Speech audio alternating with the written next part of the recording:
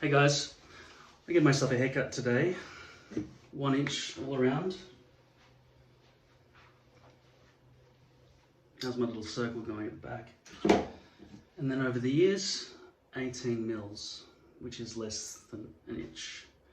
So an inch is 25 mils, basically.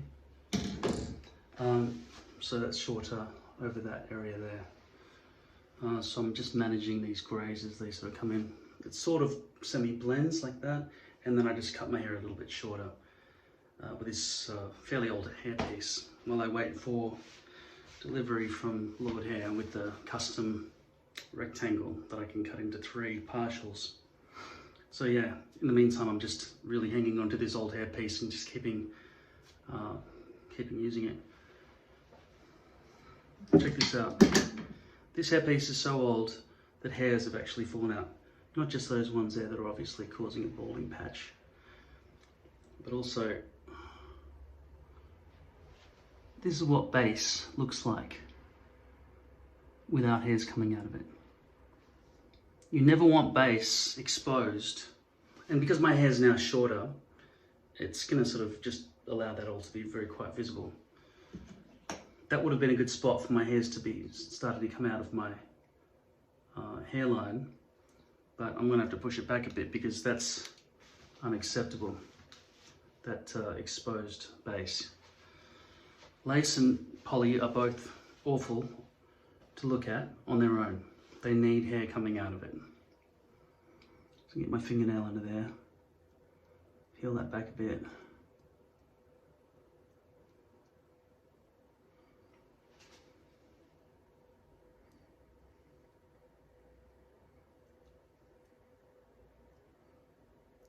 Just take that front bit off. It will stick to the scissors, so hopefully I'll be able to get through it without too much mess.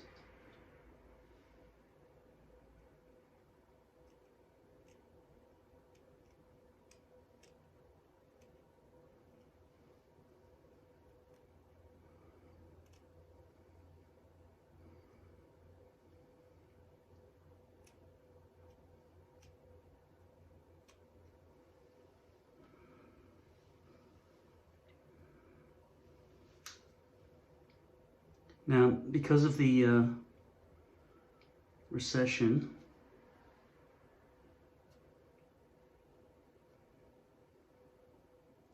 because the hairs have been all sort of seamed out and so on in my hairpiece, should probably get rid of that bit as well. Don't worry, I will finish that thought.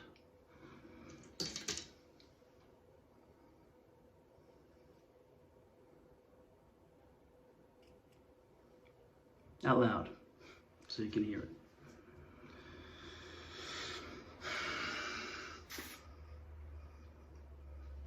Blood is bleeding. Tell me, is bleeding? No, it's not bleeding.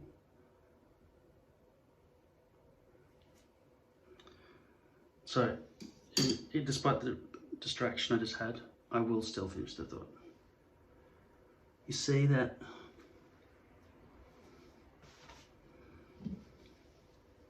See that white rectangle? And the bits of black splodge in there? Do you see that? What do you think that is?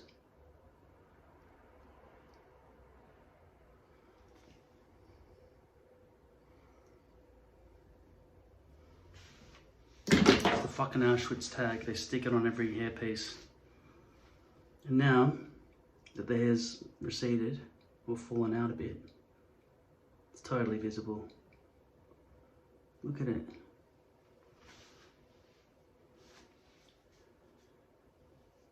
If your hair company needs to put on a tag on the product they're sending you that you will own after you've given them money in exchange for it, send it back and say, fuck you. I did not ask for a hairpiece with a fucking sticker tattooed onto it that you can actually see from the other side. Now luckily for me, it's the arse end of a hairpiece and it's on the front so I can see it. which is bad because it's admittedly facing people. But if it was on the back of your head because you're wearing it normally and it's there or something,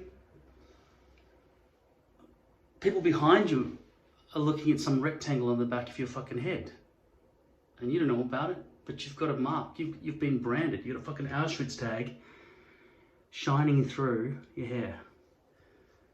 And when I say send it back, of course I'm joking. There is no option to send back hair easily.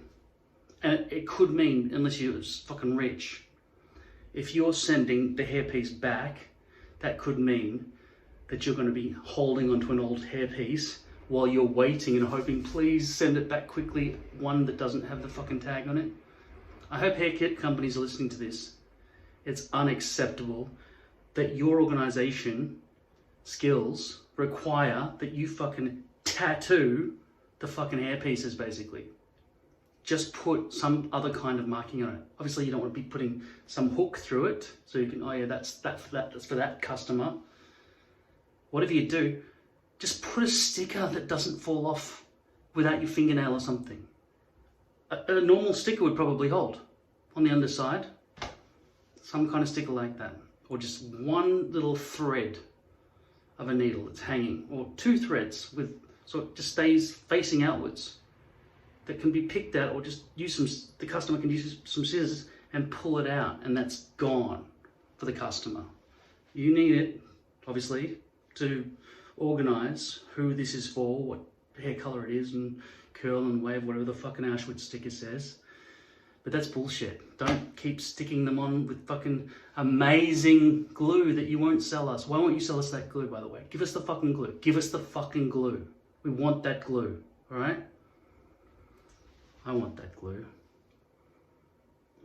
Look at that fucking rectangle. It's a rectangle of pain.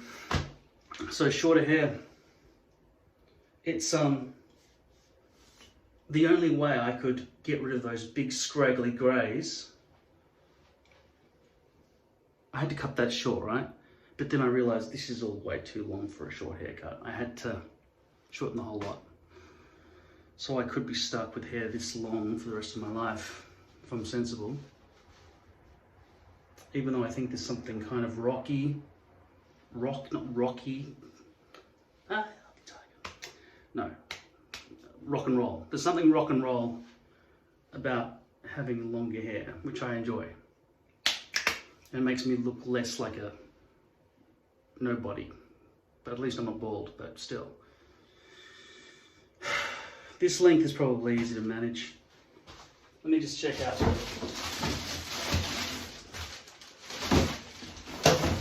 the front hair length.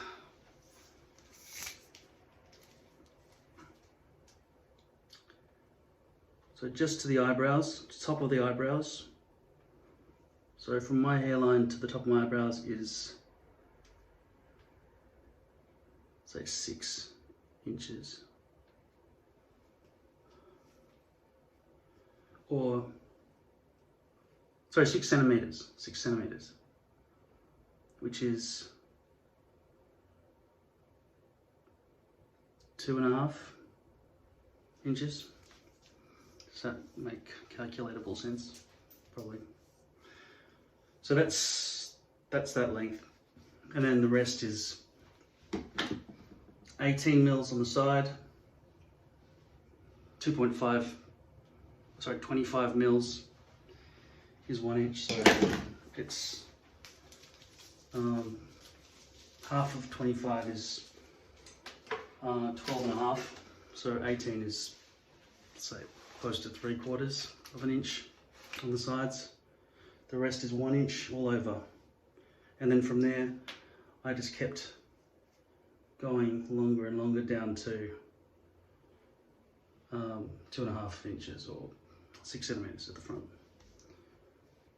And I'm sure it would look like a very similar haircut on anyone else's head as well. So this is probably the standard worldwide men's haircut. Your hairs are sticking up a bit. Spray a bit of water in it. But I do have curly hair.